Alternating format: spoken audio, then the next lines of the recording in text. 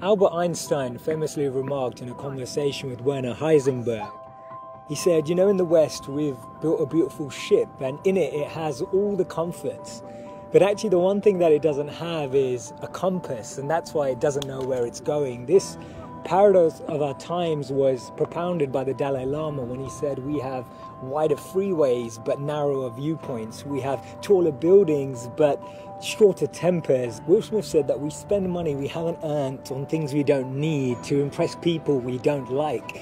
And it's phenomenal how the same technology that brings us close to those who are far away takes us far away from the people that are actually close. 30 billion WhatsApp messages are sent per day, but 48% of people say that they feel lonelier in general. The paradox of our times is that we have more degrees but less sense, more knowledge but less judgment, more experts but less solutions. It was Martin Luther King who said that the irony of our times is that we have guided missiles but misguided men. Have you ever found it perplexing that we've been all the way to the moon and back, but we struggle to start a conversation across the road or across the train? And it's amazing that Bill Gates was known as the top earner in 2015 with a wealth of 79.2 billion, but 1 in 4 CEOs claim to be struggling from depression. Do we actually thrive off this paradox? Is it that this paradox actually makes the media interesting? It's what makes journalism interesting. It's what makes politics interesting. It's what makes television interesting. Is this paradox actually what we feed off and what we live off and what we talk about and discuss in our circles? Doesn't it seem that we've tried to clean the air but polluted our soul? We've split the atom but not our prejudice, and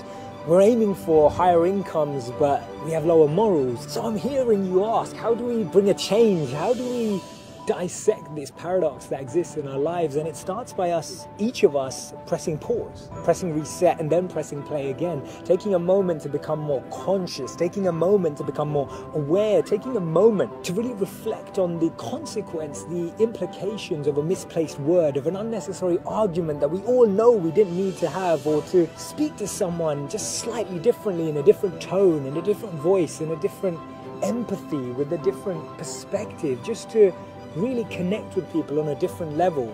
This thinking out loud started from Albert Einstein, and I'll track back to him when he actually said that the problems we have today can't be solved with the same thinking we used when we once created them. So actually we need to research alternative teachings. We need to dig into those ancient books of wisdom. We need to go back to understanding if there's anything written in those creased pages of time that can actually reveal more knowledge and more wisdom of how we can transform our experience of life today. Otherwise, this paradox means that every step forward we take, we're taking 3 backwards every time.